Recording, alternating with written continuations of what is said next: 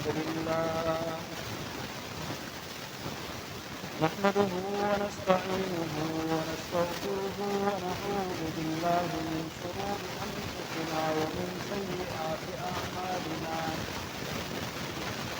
من يهده الله فلا مضل له ومن يضلل فلا هادي له وأشهد أن لا إله إلا الله وحده لا شريك له وأشهد أن محمدًا عبده ورسوله أما بعد فإن خير الحديث كتاب الله وخير الهدي هدي محمد صلى الله عليه وسلم وشر الأمور محدثاتها وكل محدثة بدعة وكل بدعة ضلالة وكل ضلالة في النار.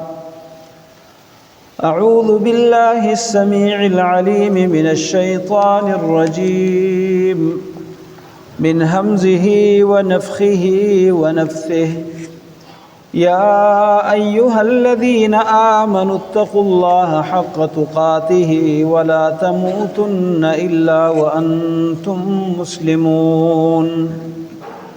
يا أيها الناس اتقوا ربكم الذي خلقكم من نفس واحدة وخلق منها زوجها وبث منهما رجالا كثيرا ونساء واتقوا الله الذي تساءلون به والأرحام إن الله كان عليكم رقيبا. يا أيها الذين آمنوا اتقوا الله وقولوا قولا سديدا يصلح لكم أعمالكم ويغفر لكم ذنوبكم ومن يطع الله ورسوله فقد فاز فوزا عظيما. اللهم صل على محمد وعلى آل محمد كما صليت على إبراهيم وعلى آل إبراهيم إنك حميد مجيد. اللهم بارك على محمد وعلى آل محمد كما باركت على إبراهيم وعلى آل إبراهيم إنك حميد مجيد. قل ادعوا الذين زعمتم من دون الله لا يملكون مثقال ذرة في السماوات ولا في الأرض وما لهم فيهما من شرك وما له منهم من ظهير. ولا تنفع الشفاعة عنده إلا لمن أذن له. آیت الکرسی کی تفسیر اور اس کی تشریح، معنی اور مقصد آپ کے سامنے بیان کیا جا رہا تھا. اس آیت کی پہلی بات اور پہلا جملہ جو اللہ رب العالمین نے اپنے تعارف کے طور پر پیش کیا ہے اور اس کے ذریعے اپنی پہچان کروائی ہے، اللہ لا الہ الا ہو، کوئی عبادت کا حقدار نہیں مگر صرف وہی ہے، الحی القیوم.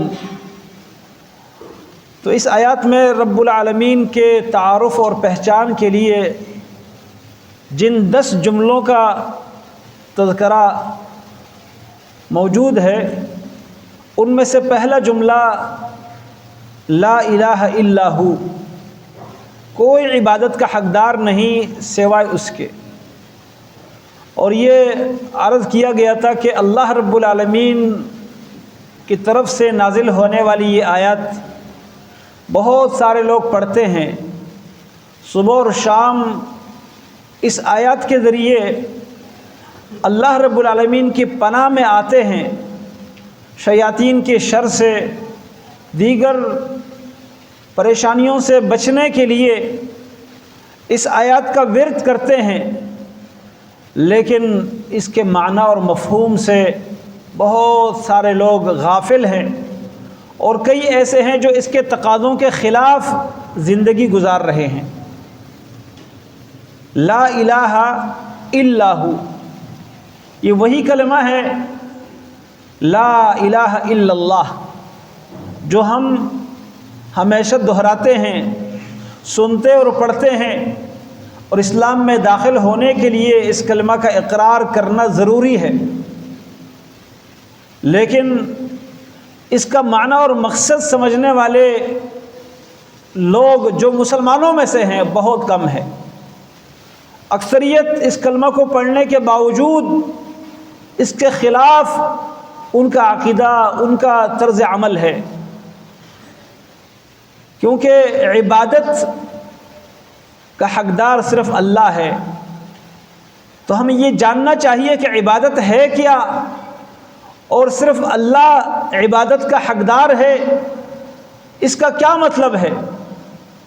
مطلب بالکل واضح ہے کہ عبادت یعنی وہ کام، وہ بات، وہ نظریہ جس کو عبادت کہا جائے، چاہے وہ زبان کا عمل ہو، وہ ہاتھ پاؤں اور جسم کے کسی اعضاء کا عمل ہو، یا وہ دل کا عمل ہو، وہ مالی ہو یا بدنی ہو، جس کو عبادت کہا جائے وہ اللہ کے سوا کسی اور کے لیے ادا کرنا، یہ اس کلمے کے خلاف ہے۔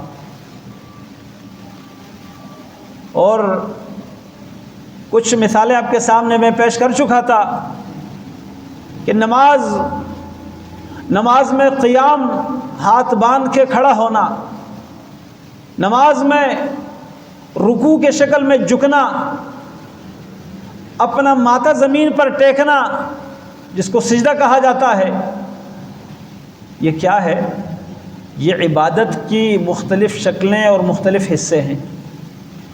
ان میں سے کوئی بھی حصہ اگر اللہ کے سوا کسی بھی ہستی، کسی شخص، کسی انسان، کسی فرشتے، کسی جن، کسی نبی، کسی ولی، کسی درخت یا پتھر کے لیے، کسی بت یا قبر کے لیے کیا جائے تو وہ اللہ کے ساتھ شرک ہے اور اس کلمے کی مخالفت ہے۔ اسی طرح میں یہ عرض کر چکا تھا کہ طواف، حج، عمرہ، اپنا علاقہ چھوڑ کے کسی جگہ پر جا کر ایک رب کے سامنے حاضری دے کے اور ایک خاص لباس پہن کے جو احرام کا لباس ہے، اور دوسرے مختلف قسم کے لباس اپنے اوپر حرام قرار دے کے، اور ساتھ ساتھ پکار بھی لے لبیک اللہم لبیک لبیک لا شریک لک لبیک ان الحمد والنعمت لک والملک لا شریک لک۔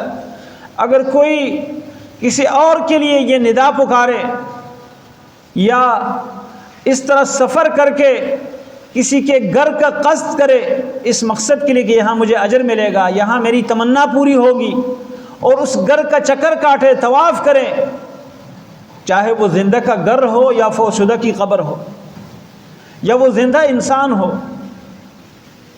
اس کا طواف کرے، یہ عبادت ہے اور یہ اللہ کے ساتھ شرک ہے، اس کلمے کی مخالفت ہے۔ یا اپنے ساتھ کوئی جانور لے جا کے وہاں پر اس مقصد کے لیے کہ اس میں کوئی خاص اجر اور ثواب اور فضیلت ہے اور اس کو وہاں ذبح کرنا چاہے، تو یہ بھی اللہ تعالیٰ کے گھر بیت اللہ کی طرف، مسجد حرام جہاں پر ہے مکہ مکرمہ، وہاں لے جانا یہ اللہ کا حق ہے۔ کسی اور کہ کسی درگاہ پر، کسی اور کی کسی جگہ پر لے جانا اور وہاں ذبح کر کے اس میں اجر ثواب کا عقیدہ رکھنا، یہ اللہ کے ساتھ شرک اور اس کلمے کی مخالفت ہے۔ آج ایک اور چیز کا تذکرہ کروں گا، وہ ہے دعا۔ دعا عبادت ہے۔ اللہ رب العالمین فرماتے ہیں وَقَالَ رَبُّكُمُ ادْعُونِي أَسْتَجِبْ لَكُمْ، تمہارے رب نے کہا مجھ سے دعا مانگو، میں تمہاری دعا قبول کروں گا۔ دعا کس سے مانگو؟ مجھ سے مانگو۔ آگے فرمایا إِنَّ الَّذِينَ يَسْتَكْبِرُونَ عَنْ عِبَادَتِي جو میری عبادت سے اپنے آپ کو بڑا جانتے ہیں، بڑھائی دکھاتے ہیں، میری عبادت سے جان چھڑاتے ہیں، سیدخلون جہنم داخرین، جہنم میں ذلیل ہو کر داخل ہوں گے۔ اب اللہ رب العالمین نے یہاں عبادت سے تکبر، عبادت سے اپنے آپ کو بڑا جاننا کس کے متعلق کہا؟ جو دعا نہیں کرتا اللہ رب العالمین سے، اللہ سے دعا نہیں مانگتا، یہ تکبر کرتا ہے۔ اور دعا کو اللہ تعالیٰ نے عبادت کے طور پر ذکر کیا۔ رسول اللہ صلی اللہ علیہ وسلم کی حدیث بھی ہے، دعا هو العبادہ، جامع ترمذی میں، کہ دعا ہی عبادت ہے۔ اور قرآن کریم کی مختلف آیات میں اللہ رب العالمین نے اللہ کے سوا کسی اور سے دعا مانگنا، کسی اور کو مشکل کشائی کے لیے پکارنا، حاجت روائی کے لیے پکارنا، یہ شرک قرار دے دیا ہے، اور اس کو اللہ رب العالمین نے اس سے منع کیا ہے۔ قرآن کریم کی کئی آیتیں ہیں، لیکن مسلمانوں میں سے یہ جو کلمہ لا الہ الا اللہ، یا آیت الکرسی کی پہلی آیت، آیت الکرسی کا پہلا جملہ اللہ لا الہ الا ہو، یہ پڑھنے والے ان کے مختلف طبقے ہیں۔ کچھ تو وہ ہیں جو کہتے ہیں کہ ٹھیک ہے، پکارنا تو اللہ کو چاہیے، دعا تو اللہ سے مانگنی چاہیے، لیکن اللہ رب العالمین نے کچھ ہستیوں کو بھی کچھ اختیارات دیے ہیں، ان سے بھی دعا کی جا سکتی ہے، ان سے بھی کچھ مانگا جا سکتا ہے۔ اس میں کچھ تو وہ لوگ ہیں جو کہتے ہیں کہ علی رضی اللہ تعالی عنہ، ان کا بہت بڑا مقام ہے، بہت بڑا مرتبہ ہے، ان کو اللہ نے یہ اختیارات دیے ہیں، لہذا علی رضی اللہ عنہ کو مشکل کشا جاننا، مشکلات میں ان کو پکارنا، ان سے دعائیں مانگنا، یہ حق بنتا ہے ان کا بھی، کیونکہ ان کا بھی بڑا مقام ہے۔ کچھ لوگ کہتے ہیں شیخ عبد القادر جیلانی رحمۃ اللہ علیہ، ایک نیک بزرگ آدمی گزرے ہیں، اللہ تعالیٰ کے ولی، کہتے ہیں ان کا بڑا مقام ہے تو ان کے پاس بھی کچھ اختیارات ہیں، لہذا ان سے بھی دعا کی جا سکتی ہے، ان کو بھی پکارا جا سکتا ہے، اور وہ بھی پکار سنتا ہے۔ کچھ نے بعض انبیاء علیہ السلام کے بارے میں بھی کہا ہے، کچھ فرشتوں کے بارے میں یہ عقیدہ رکھتے تھے، کچھ جنات کے بارے میں یہ عقیدہ رکھتے تھے۔ یہ باتیں اتنی تفصیلی ہیں، قرآن کریم نے بہت سارے مقامات میں وَلَا تَدْعُ مِن دُونِ اللَّهِ، اللہ کے سوا کسی کو بھی نہ پکارو۔ اللہ رب العالمین نے سورۃ الفاتحہ میں بھی ہمیں جو دعا کا طریقہ سکھایا ہے، اس میں یہ ہے ایاک نعبد و ایاک نستعین، اے اللہ ہم تیری ہی عبادت کرتے ہیں اور تجھ ہی سے مدد مانگتے ہیں۔ جب مدد کی ضرورت ہو وہ صرف اللہ سے مانگی جائے۔ کچھ لوگ کہتے ہیں کہ اللہ سے تو مانگنی چاہیے، لیکن کسی اور کے اختیار میں بھی تو ہے نا، کیوں ہے؟ اس کے لیے من گڑت کہانیاں کہ جی شیخ عبد القادر جیلانی رحمۃ اللہ علیہ کو اللہ نے اتنا بڑا اختیار دیا تھا کہ ملک الموت کے ہاتھ سے روحوں کا تھیلا انہوں نے چھینا ہے۔ جھوٹی کہانیاں، اور سننے والے کہتے ہیں سبحان اللہ، بڑی کرامت بیان کی، سبحان اللہ کتنی بڑی کرامت۔ کبھی ان کو اللہ رب العالمین سے بھی زیادہ پاور والا ثابت کرنے کی کوشش کرتے ہیں، والعیاذ باللہ۔ اور علی رضی اللہ عنہ کے بارے میں تو ہمارے ہاں جو قوالیاں چلتی ہیں، قوالیاں، اکثر ہمارے بعض لوگ دن کو گانے سنتے ہیں اور صبح سویرے قوالیاں سنتے ہیں۔ قوالیوں کے اندر جتنے قوال، آپ نے دیکھا ہوگا قوال کی داڑھی مونڈی ہوئی، اللہ کے نبی کے مخالفت والا چہرہ، چرس پینے والا، یا کم سے کم حقہ پیتا ہے، اور وہ قوالیاں گڑ گڑ کے جو خوبصورت آواز میں اشعار ہمارے سامنے پیش کرتے ہیں، ہم اسی کو اپنا عقیدہ بنا کے ہم کہتے ہیں جی دیکھو کتنی بڑی کرامت۔ سیدنا علی رضی اللہ عنہ کو صرف اللہ رب العالمین کے اختیارات میں سے جو بعض اختیارات ہیں وہ نہیں دیتے، بلکہ اللہ سے بھی بڑا چڑھا کے پیش کرتے ہیں۔ اور مسلمانوں میں تو یہ بات بڑی آسانی کے ساتھ مقبول ہو جاتی ہے۔ وجہ یہ ہے کہ ہر مسلمان کے دل میں اللہ کے نبی صلی اللہ علیہ وسلم کی محبت ہے، اللہ کے نبی صلی اللہ علیہ وسلم کے اہل بیت کی محبت ہے۔ اس محبت کی وجہ سے ان کو بڑی آسانی ہوتی ہے لوگوں کو اپنا باطل نظریہ سمجھانے میں۔ نصیری فرقہ جو شام کا ابھی معزول حکمران کچھ مہینے پہلے جو معزول کر دیا گیا بشار الاسد، اس کا یہی نظریہ ہے نا، نصیری فرقہ، کہ علی رضی اللہ عنہ جو ہے دراصل وہ اللہ جو ہے وہ علی کے شکل میں ظاہر ہوئے ہیں، العیاذ باللہ۔ یہ ان کا کفری عقیدہ۔ علی رضی اللہ عنہ کے زمانے میں کچھ لوگ ایسے تھے جو کہتے تھے کہ علی رضی اللہ عنہ دراصل اللہ ہے۔ علی رضی اللہ عنہ نے ان کو پکڑ کے جلا دیا تھا، ایسی سزا نہیں دی تھی، پکڑ کے زندہ جلا دیا تھا۔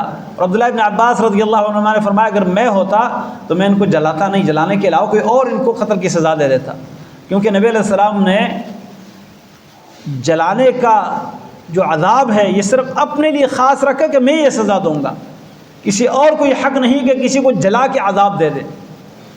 لیکن علی رضی اللہ عنہ کو اتنا غصہ آیا تھا ایسے لوگوں پر کہ ان کو زندہ جلایا، جنہوں نے کہا تھا کہ علی جو ہے وہ اللہ ہے۔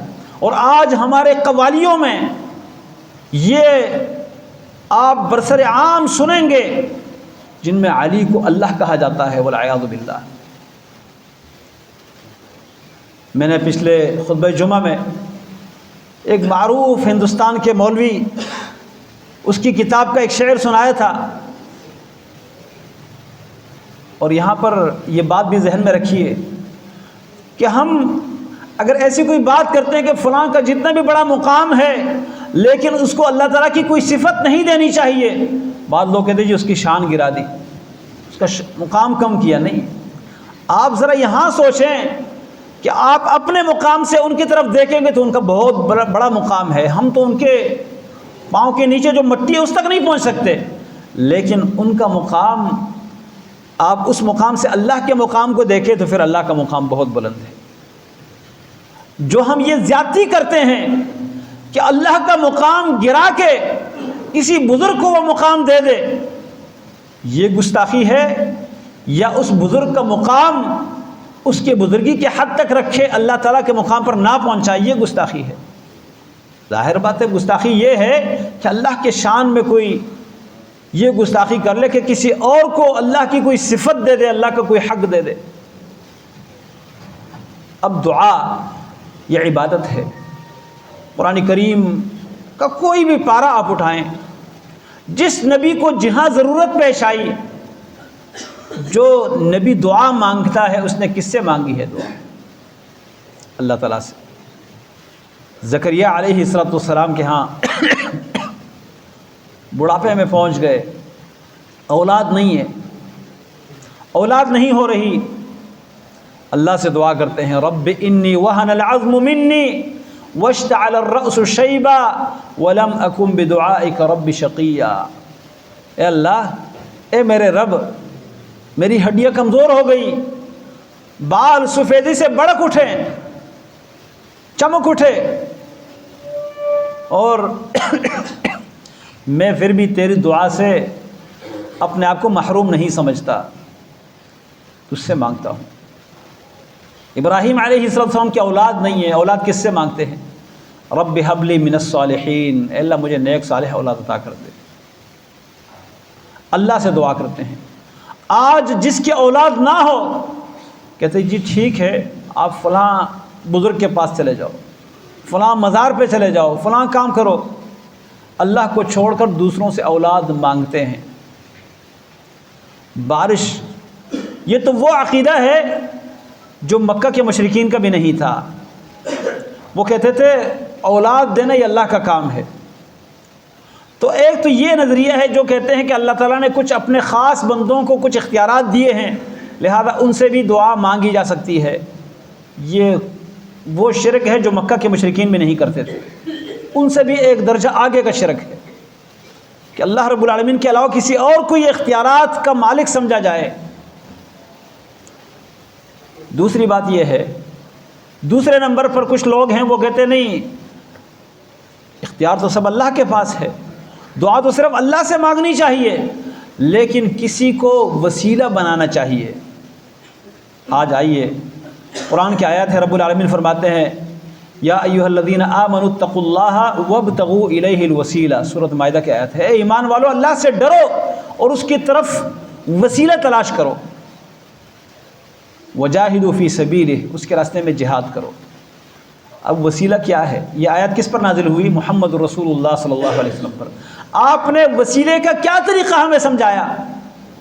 ایک وسیلہ تو یہ ہے کہ آپ کسی قبر پر چلے جائیں اور وہاں ہاتھ اٹھا کر کہہ دیں کہ اے فلاں بزرگ صاحب میری فریاد اللہ تک پہنچا دے، میری اللہ کے سامنے سفارش کر دے۔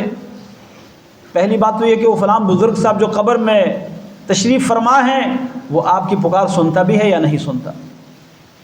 وہ جب زندہ تھے تو آپ کی باتوں کو سمجھتا بھی تھا، یعنی جیسے شیخ عبدالقادر جیلانی رحمۃ اللہ علیہ، وہ بغداد کے تھے، عراق کے، عربی جانتے اور بولتے تھے، اپنی زندگی میں بھی پشتو، پنجابی، اردو انہوں نے نہیں بولی، آپ ان کو پنجابی میں پکارے۔ وہ جب سوتے تھے، زندہ ہوتے ہوئے جب سوتے تھے تو سوتے میں بھی آس پاس کی چیزوں سے غافل ہو جاتے، کوئی خبر نہیں رکھتے تھے۔ ابھی مٹی کے نیچے اتنے بڑے پردے کے تحت پھر بھی آپ کی سنیں گے۔ دوسری بات یہ ہے کہ یہ جو طریقہ ہے یہ مکہ کے مشرکین کا تھا۔ وہ جو لات، منات، عزا، حبل اور دیگر جو ان کے معبودان تھے، جو انہوں نے بت بنا رکھے تھے، وہ بتوں کو نہیں پوچھتے تھے۔ بت انہوں نے اس لیے بنائے تھے صرف علامت اور نشانی کے طور پر۔ وہ بت نیک لوگوں کے مجسمے تھے، جیسے پہلے بار بار آپ سن چکے ہیں۔ لات جو ہے اتنا نیک آدمی تھا، ایک بزرگ گزرا تھا جو حاجیوں کے لیے پانی کے اندر ستو ملا کے پلاتا تھا سخت گرمی میں، اتنا نیک آدمی تھا، لات اس کا نام تھا۔ اس کا مجسمہ بنا کے، بت بنا کے لوگ یہ سمجھتے تھے کہ یہ بڑا بزرگ ہے، اس کے وسیلے سے ہم اللہ تک پہنچیں گے۔ اور قرآن نے یہ عقیدہ ذکر کیا ہے، ما نعبدہم الا لیقربونا الی اللہ زلفی، ہم ان کی عبادت نہیں کرتے اس لیے کرتے ہیں کہ یہ ہمیں اللہ کے قریب کر دے۔ وَيَعْبُدُونَ مِن دُونِ اللَّهِ، اللہ کے سوا دیگر کی یہ پوجا کرتے ہیں، اور کیا کہتے ہیں؟ وَيَقُولُونَ هَؤُلَاءِ شُفَعَاؤُنَا عِندَ اللَّهِ، یہ تو ہمارے سفارشی ہیں، انہیں ہماری دعا ان کے آگے، ان کے اللہ کے آگے۔ اللہ رب العالمین کیا کہتے ہیں؟ اللہ رب العالمین فرماتے ہیں وَقَالَ رَبُّكُمُ ادْعُونِي، تمہارے رب نے کہا مجھ سے دعا مانگو، استجب لکم، میں تمہاری دعا قبول کروں گا۔ لوگ کہتے ہیں نہیں جی، کوئی بڑا افسر ہو، اس افسر تک پہنچنے کے لیے اس سے نچلے افسر کا سہارا لینا پڑتا ہے، کوئی بڑے عہدیدار تک پہنچنے کے لیے اس کے ماتحت لوگوں کا وسیلہ اور واسطہ لینا پڑتا ہے، ایسا ڈائریکٹ کیسے ہم پہنچ سکتے ہیں؟ چھت پر چڑھنے کے لیے سیڑھی کا سہارا لینا پڑتا ہے، ایسے ڈائریکٹ کیسے پہنچ سکتے ہیں؟ تو اس لیے اللہ سے مانگنے کے لیے بھی ہمیں کسی کا سہارا لینا چاہیے، اللہ تک ہم کیسے پہنچ سکتے ہیں؟ وہ میرے محترم بھائیوں، یہ جو ہمارے آفیسر ہیں، جو بڑے عہدیدار ہیں، وہ تیری طرح انسان ہے، اس کو کیا پتہ تجھے کیا جانتا ہے، وہ تیرے حالات سے وہ کیا واقف ہے؟ اس لیے کسی واقف کار کو آپ بیچ میں ڈالیں گے تو تب آپ کی بات وہ سنیں گے اور آپ کی حالت سے اس کو آگاہی ہوگی کہ واقعی یہ مستحق ہے، ضرورت مند ہے۔ لیکن اللہ رب العالمین، اس کو آپ اپنے مخلوق سے تشبیہ دیتے ہیں۔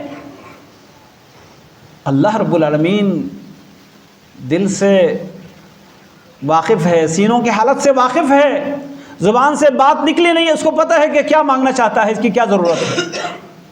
اس کے سامنے ایسے وسیلے نہیں چاہیے، وہ وسیلے چاہیے جو اللہ نے خود بتلائے ہیں اور اللہ کے رسول نے بتلائے ہیں۔ اللہ رب العالمین کے سامنے اس طرح دوسرے انسان کو وسیلہ بنا کے جو خود محتاج ہو، یہ طریقہ اسلام نے نہیں بتایا، اللہ نے نہیں بتایا۔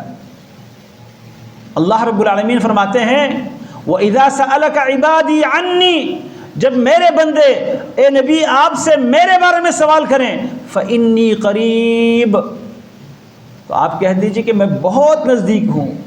قریب مبالغہ کا صیغہ ہے، بہت نزدیک۔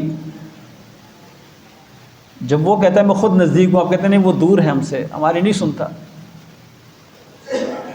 وہ گناہ گاروں کی بھی سنتا ہے، یہ نہیں سمجھنا چاہیے کہ میں گناہ گار ہوں میرے کیسے سنے گا اللہ تعالیٰ، وہ گناہ گاروں کو بھی پکارتا ہے کہ آؤ یا عبادی الذین اسرفوا علی انفسہم، اپنے اوپر ظلم کرنے والوں آؤ میری طرف، لا تقنطوا من رحمت اللہ، تم بھی مایوس نہ ہو اللہ کی رحمت سے، وہ تو ایسی ذات ہے۔ اللہ کے رسول صلی اللہ علیہ وسلم نے وسیلے کا طریقہ جو بتلایا ہے، یا قرآن نے جو کہا ہے ہمیں، 3 طریقے کا وسیلہ جائز ہے اور اسلام کا حکم ہے۔ ایک وسیلہ کا لفظی معنی کیا ہے؟ پہنچنے کا ذریعہ، قریب ہونے کا ذریعہ۔ اے ایمان والو اللہ سے ڈرو، اس کے قریب ہونے کا کوئی ذریعہ تلاش کرو۔ اس کے قریب ہونے کا ذریعہ کیا ہے؟ اللہ رب العالمین قرآن میں فرماتے ہیں اسجد واسجد واقترب، سجدہ کر کے اللہ کا قرب حاصل کرو۔ رسول اللہ صلی اللہ علیہ وسلم فرماتے ہیں اقرب ما یکون العبد من ربہ وہو ساجد، بندہ سب سے زیادہ اپنے رب کے قریب کب ہوتا ہے؟ جب وہ سجدے کی حالت میں ہو۔ تو فرمایا فاجتہدوا فی الدعاء، سجدے کی حالت میں دعاؤں میں خوب محنت کرو۔ تو ایک تو اللہ تعالیٰ کا وسیلہ لینے کا طریقہ یہ ہے جو اللہ نے بتلایا ہے، وہ کیا ہے؟ وَلِلَّهِ الْأَسْمَاءُ الْحُسْنَى فَادْعُوهُ بِهَا، اللہ کے بڑے خوبصورت نام ہیں، ان ناموں کے وسیلے سے اللہ کو پکارو۔ کیسے؟ یا رحمان ارحمنی، اے رحمان میرے اوپر رحم کر، اے بہت بخشنے والے مجھے بخش دے، اے بہت رزق دینے والے مجھے رزق عطا کر دے، اے مشکلات کو حل کرنے والے میرے مشکل کو حل کر دے، اے فریاد سننے والے میری فریاد سن لے۔ لیکن آج ہم فریاد سننے والا کس کو کہتے ہیں؟ غوث الاعظم، نام سنا ہوگا آپ نے۔ غوث کا معنی ہے فریاد سننے والا، الاعظم سب سے بڑا فریاد سننے والا ہم کہتے ہیں بغداد میں ہے، عراق کے شہر میں، وہاں پر مدفون ہے شیخ عبدالقادر جیلانی رحمۃ اللہ علیہ۔ شیخ عبدالقادر جیلانی رحمۃ اللہ کا اپنا عقیدہ یہ تھا، وہ کہتے ہیں کہ اللہ کے بندو اللہ سے مانگو، اللہ کے بندو۔ غنیۃ الطالبین ان کی کتاب ہے، غنیۃ الطالبین، اگر ان کو اپنا بزرگ اللہ کا ولی مانتے ہیں تو وہ کتاب پڑھنی چاہیے اور اس کتاب کے مطابق اپنا عقیدہ بنانا چاہیے۔ وہ تو کہتے ہیں اللہ سے مانگو، خود اپنے آپ کو اللہ کا محتاج سمجھتے ہیں اور ہم ان سے مانگتے ہیں۔ اسی طرح غوث الاعظم سب سے بڑا فریاد سننے والا، داتا، سب کچھ دینے والا، ہم کہتے ہیں لاہور میں مدفون ہے، لیکن داتا کون ہے؟ انک انت الوہاب، سب کچھ دینے والا تو ہے اللہ، وہاب جس کا معنی اردو میں ہے داتا، سب کچھ دینے والا۔ تو اللہ کی صفت گنج بخش، خزانے بخشنے والا، خزانے دینے والا، خزانے کون دیتا ہے؟ اللہ تعالیٰ دیتا ہے۔ ہم نے کسی اور کو یہ نام دیے ہیں اور پھر اسی بنیاد پر ہم کہتے ہیں جی ڈائریکٹ اللہ تعالیٰ ہماری نہیں سنتا۔ کیوں نہیں سنتا؟ اللہ تعالیٰ کہتے ہیں فَإِنِّي قریب، میں قریب ہوں، بہت قریب ہوں، اجیب دعوت الداعی، میں پکارنے والے کی پکار کو سنتا ہوں، اذا دعانی، جب بھی مجھے پکارے۔ اللہ رب العالمین چیونٹیوں کی سنتا ہے، چیونٹیوں کی سنتا ہے، کتے بلے یہ حقیر حشرات کی سنتا ہے، اور جو اس کے سامنے جھکنے والا، اس کے دین کو ماننے والا ہو، اس کی نہیں سنے گا۔ یہ کیا بدگمانی کرتے ہیں ہم اللہ تعالیٰ کے بارے میں۔ تو ایک وسیلہ یہ ہے کہ اللہ تعالیٰ کے پیارے ناموں کا وسیلہ اللہ کو دیا جائے کہ اللہ تو رحمان ہے، میرے اوپر رحم کر دے، اے اللہ تو رزاق ہے، مجھے رزق عطا کر دے، اے اللہ تو غنی ہے، مجھے اپنے غنا میں سے عطا کر دے۔ رسول اللہ صلی اللہ علیہ وسلم دعا کیا کرتے تھے، اللہم انی اسألک بکل اسم هو لک سمیت به نفسک او انزلتہ فی کتابک او علمتہ احدا من خلقک او استأثرت به فی علم الغیب عندک۔ اے اللہ میں تجھ سے تیرے ہر اس نام کے وسیلے سے سوال کرتا ہوں جو تو نے اپنے لیے خاص نام رکھا ہے، یا تو نے اپنے کتاب میں کوئی نام اتارا ہے، نازل کیا ہے، یا تو نے اپنے مخلوق میں سے کسی کو وہ نام سکھایا ہے، یا وہ نام جو تو نے کسی کو نہیں سکھایا اپنے پاس اپنے خاص علم میں چھپا کے رکھا ہے، یا اللہ ہر اس نام کے وسیلے سے میں تجھ سے سوال کرتا ہوں۔ دوسری روایت میں اللہم انی اسألک بأنک انت اللہ بأنک انت الاحد الصمد الذی لم یلد ولم یولد ولم یکن لہ کفوا احد، اے اللہ میں تجھ سے اس بنیاد پر سوال کرتا ہوں کہ تو احد ہے، صمد ہے، تو اکیلا ہے، تو بنیاز ہے، بے حاجت ہے، نہ تو نے کسی کو جنا اور نہ تجھے کسی نے جنا، نہ کسی کے والد نہ کسی کی اولاد، اور نہ ہی تیرا کوئی ہم پلہ ہے۔ ان ناموں کے ساتھ اللہ کو پکارتے تھے، وَلِلَّهِ الْأَسْمَاءُ الْحُسْنَى۔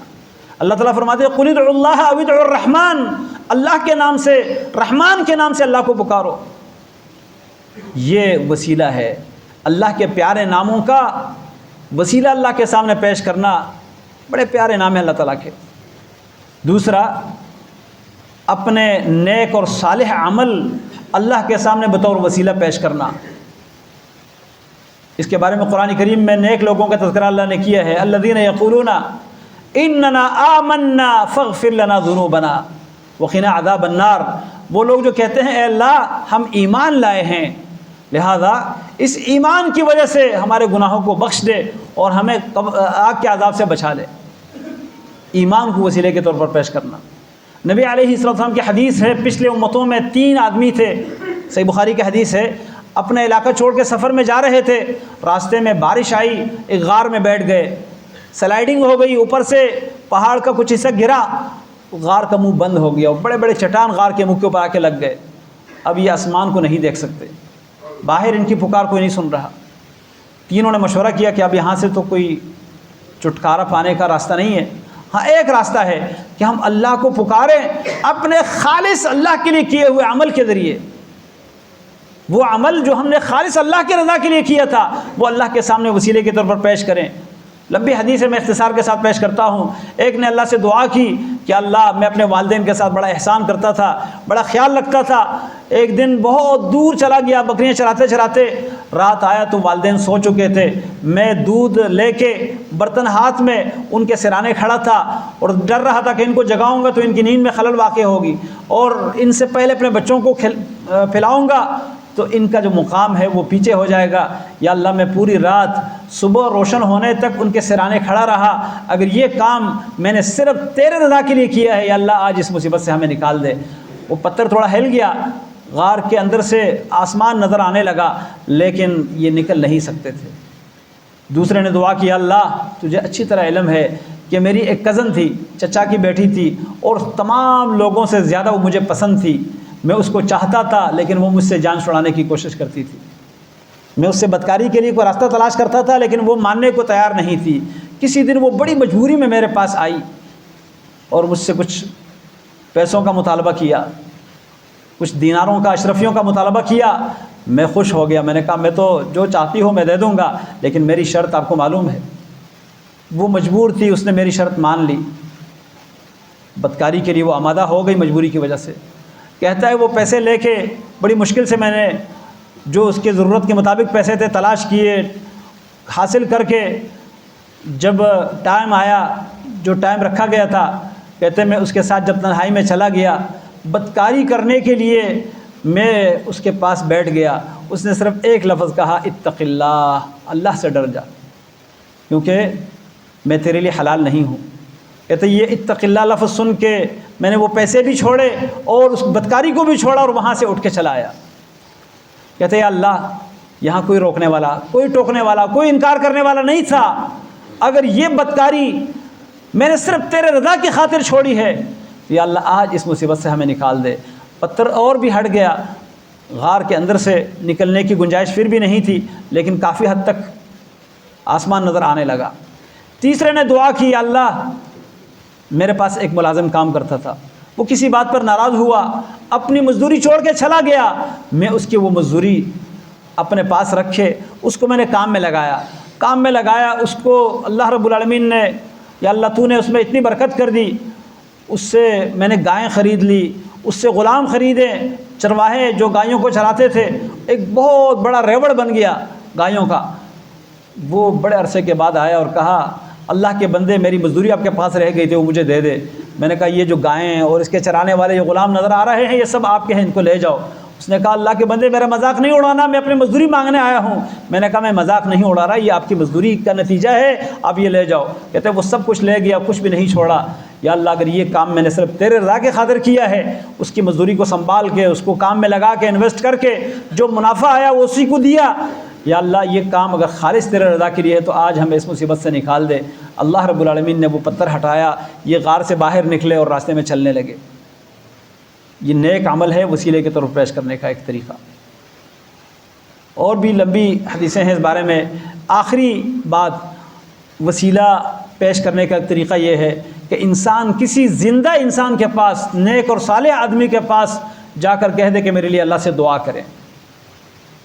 نیک آدمی کی دعا کو بطور وسیلہ پیش کرنا۔ اب یہاں پر ہمیں حدیث ملتی ہے، سیدنا عمر رضی اللہ عنہ کے زمانے میں قحط آیا تھا۔ قحط صحیح بخاری میں بھی ہے، مسلم میں بھی ہے، حدیث کی دیگر کتابوں میں بھی ہے۔ قحط آنے کی صورت میں نبی علیہ الصلوۃ والسلام کا دور تو گزر گیا ہے، سیدنا عمر بن خطاب رضی اللہ عنہ کی خلافت کا دور ہے۔ تو عمر بن خطاب رضی اللہ عنہ گئے نبی علیہ السلام کے چچا کے پاس، عباس ابن عبد المطلب۔ ان سے کہا کہ پہلے ہم اللہ کے نبی صلی اللہ علیہ وسلم کی دعا کے ذریعے اللہ تعالیٰ سے بارش مانگتے تھے، ابھی آپ ہیں تو آپ آئے ہمارے ساتھ۔ ان کو استسقاء کے لیے باہر لے گئے اور اللہ سے دعا کرتے، یا اللہ اللہم انا کنا نتوسل الیک نبینا فتمطرنا فتسقینا، اے اللہ آپ سے ہم نبی صلی اللہ علیہ وسلم کی دعا کے ذریعے بارش مانگتے تھے تو ہمیں بارش دے دیتا تھا۔ وَإِنَّا نَتَوَسَّلُ إِلَيْكَ بِعَمِّ نَبِيِّنَا، اور ابھی ہم تیرے نبی کے چچا کو ساتھ لے کر آئے ہیں، ان کے دعا کے ذریعے یا اللہ تجھ سے بارش مانگتے ہیں، ہم پر بارش برسا دے۔ اب اس حدیث سے کیا معلوم ہوتا ہے؟ نبی علیہ السلام کی قبر مدینہ منورہ میں، عمر رضی اللہ عنہ کی خلافت دارالخلافہ کہاں ہے؟ مدینہ میں ہے، ایک ہی شہر ہے، لیکن قبر کے پاس جا کر نہیں کہتے کہ اللہ کے نبی ہمارے لیے دعا کرے بارش برسائیں اللہ تعالیٰ، بلکہ اللہ کے نبی صلی اللہ علیہ وسلم کے چچا کے پاس جاتے ہیں اور کہتے ہیں ہمارے لیے دعا کرے۔ تو زندہ انسان کے پاس جا کے ان سے دعا کروانا یہ وسیلے کی تیسری قسم ہے۔ اور کسی فوت شدہ کے پاس جا کے یا اللہ کے سامنے یہ کہنا کہ یا اللہ فلاں کے طفیل سے، فلاں کے برکت سے، فلاں کے مقام اور مرتبے سے ہمارا یہ کام کر دے، ہماری یہ پکار سن لے، یہ طریقہ اسلام نے ہمیں نہیں بتایا۔ اس لیے ہمیں وہ طریقہ اختیار کرنا چاہیے جو اللہ نے، اس کے رسول نے بتایا ہے، اور یہی اصل عبادت کا طریقہ ہے۔ اور جو اپنے طرف سے بناوٹی طریقہ ہوگا وہ اسلام کا طریقہ نہیں بلکہ وہ مصنوعی اور من گھڑت ہوگا۔ اس بارے میں کئی کہانیاں لوگوں نے ایجاد کی ہے، جیسے ایک واقعہ بڑا مشہور کیا گیا ہے کہ جی آدم علیہ السلام سے جب غلطی سرزد ہوئی، وہ درخت جس سے اللہ نے منع کیا تھا جب وہ کھایا تو اللہ سے کہا یا اللہ مجھے محمد کے وسیلے سے معاف کر دے۔ کہتے اللہ نے معاف کر دیا، لیکن اللہ نے پوچھا کہ مجھے یہ بتاؤ کہ یہ محمد کا تمہیں کیسے پتہ چلا؟ کہتے ہیں کہ یا اللہ جب تو نے مجھے پیدا کیا اور میرے اندر روح ڈالی تو میں نے عرش کے اوپر دیکھا لکھا ہوا تھا لا الہ الا اللہ محمد رسول اللہ، تو میں سمجھ گیا کہ محمد کوئی بڑی ہستی ہوگی، اس لیے میں نے ان کے وسیلے سے سوال کی۔ یہ من گھڑت واقعہ ہے۔ کیوں من گھڑت ہے؟ اس لیے کہ اس کی سند صحیح ثابت نہیں ہے، اور دوسرا یہ کہ قرآن کی آیات کے خلاف ہے۔ قرآن کی آیات میں سورۃ اعراف میں اللہ کیا کہتے ہیں؟ اللہ تعالیٰ فرماتے ہیں، اور بلکہ سورۃ بقرہ میں بھی اللہ نے فرمایا فَتَلَقَّى آدَمُ مِن رَبِّهِ كَلِمَاتٍ، آدم علیہ السلام نے اللہ سے کچھ کلمات سیکھے۔ وہ کلمات کیا تھے؟ سورۃ اعراف میں ہے، فرمایا ربنا ظلمنا انفسنا وان لم تغفر لنا وترحمنا لنكونن من الخاسرین۔ یہ کلمات نہیں تھے کہ محمد کے وسیلے سے ہمیں معاف کر دے، بلکہ یہ کلمات تھے ربنا اننا ظلمنا، اے اللہ ہم نے ظلم کیا ہے، زیادتی کی ہے اپنے اوپر، ظلمنا انفسنا اپنے اوپر، وان لم تغفر لنا اگر تو ہمیں نہ بخشے، وترحمنا اور ہم پر رحم نہ کرے، لنکونن من الخاسرین تو ہم نقصان اٹھانے والوں میں سے ہو جائیں گے۔ تو قرآن تو یہ کہتا ہے کہ آدم علیہ السلام نے یہ دعا مانگی، اور اس من گھڑت روایت میں یہ بات بیان کی گئی ہے کہ آدم علیہ السلام نے نبی علیہ السلام کے وسیلے سے دعا مانگی۔ اب قرآن صحیح ہے یا یہ بے سند روایت صحیح ہے؟ ظاہر بات ہے قرآن صحیح ہے۔ تو اس لیے ہمیں اللہ کے نبی صلی اللہ علیہ وسلم کی تعلیمات کے مطابق اللہ کے سامنے جو وسیلہ پیش کرنے کا آپ نے طریقہ بتایا ہے، یا تو اللہ تعالیٰ کے پیارے نام، یا کوئی اپنا نیک عمل، یا کسی نیک انسان سے کہہ دے ہمارے لیے دعا کریں، یہ اللہ کے سامنے وسیلے کے طور پر پیش کریں، ورنہ اللہ تعالیٰ ڈائریکٹ سنتا ہے۔ اللہ تعالیٰ سے جو بھی مانگے اللہ رب العالمین قریب ہے، خود کہتا ہے کہ میں شہرک سے بھی زیادہ قریب ہوں، لہذا جب وہ کہتا ہے میں قریب ہوں، ہم کہتے ہیں نہیں، ہم کوئی واسطہ تلاش کرتے ہیں، ادھر ادھر ڈھونڈتے ہیں، تو وہ اللہ رب العالمین بہت قریب ہے، اس سے ڈائریکٹ مانگنا چاہیے۔ اور کسی اور کو پکارنا مدد کے لیے، پریشانی کے حل کے لیے، اولاد کے لیے، قسمت کو اچھی کرنے کے لیے، یا مصیبتوں سے نجات کے لیے، یہ اللہ تعالیٰ کے ساتھ شرک ہے، کیونکہ یہ عبادت ہے پکارنا اور مانگنا۔ تو یہ عبادت، یہاں پر ایک ٹائم بہت زیادہ ہو گیا، کچھ لوگ کہتے ہیں کہ اگر ہم کسی سے مانگتے ہیں کہ جی میرا ہاتھ پکڑے مجھے اٹھا دے، مجھے پانی پکڑا دے، تو یہ بھی تو غیر اللہ سے ہم نے مدد مانگ لی۔ یہ ان چیزوں میں مدد ہے جو انسانی طاقت میں ہے، انسانی اختیار میں ہے، استطاعت میں ہے، اور وہ بھی اگر اللہ چاہے تو مدد کر لے گا۔ تو ایسی چیزوں میں جو انسانی طاقت کے اندر ہے اس میں مدد مانگنا یہ شرک نہیں ہے۔ اللہ رب العالمین سے خالص مدد مانگنا، خالص اس سے دعا کرنا، خالص اس کو پکارنا صرف ان چیزوں میں ہے جو اللہ تعالیٰ کی صفات اور اس کے کاموں میں سے ہے۔ بارش برسانا اللہ کے سوا کسی کا کام نہیں ہے، مصیبتوں سے نجات دینا اللہ کے سوا کسی کا کام نہیں ہے، رزق دینا اللہ کے سوا کسی کا کام نہیں ہے، ٹھیک ہے۔ اس کے علاوہ اولاد مانگنا، قسمت اچھی کرنا، بیڑا پار لگانا، لوگ تو بہت سارے اولیاء سے کہتے ہیں میرا بیڑا پار لگا دے، بیڑا پار لگانے والا اللہ تعالیٰ ہے۔ اللہ تعالیٰ ہمیں توحید سمجھنے کی اور لا الہ الا اللہ کا تقاضا جو ہے اس کو پورا کرنے کی توفیق عطا فرمائے۔ اقول قولی ھذا واستغفر اللہ لی ولکم ولسائر المسلمین والمسلمات فاستغفروہ انہ هو الغفور الرحیم۔ ان الحمد لله نحمده ونستعينه ونستغفره ونعوذ بالله من شرور انفسنا ومن سيئات اعمالنا، من يهده الله فلا مضل له ومن يضلل فلا هادي له، واشهد ان لا اله الا الله وحده لا شريك له، واشهد ان محمدا عبده ورسوله۔ اللهم صل على محمد وعلى ال محمد كما صليت على ابراهيم وعلى ال ابراهيم، اللهم بارك على وعلى آل محمد كما باركت على إبراهيم وعلى آل إبراهيم إنك حميد مجيد۔ اللهم انصر الإسلام والمسلمين، الإسلام والمسلمين، اللهم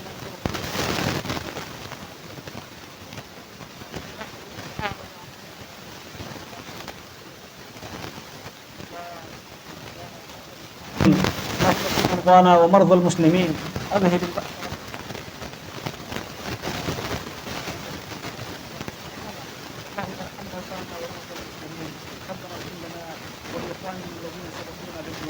ولا تجعل في قلوبنا غلا للذين آمنوا ربنا إنك رؤوف رحيم۔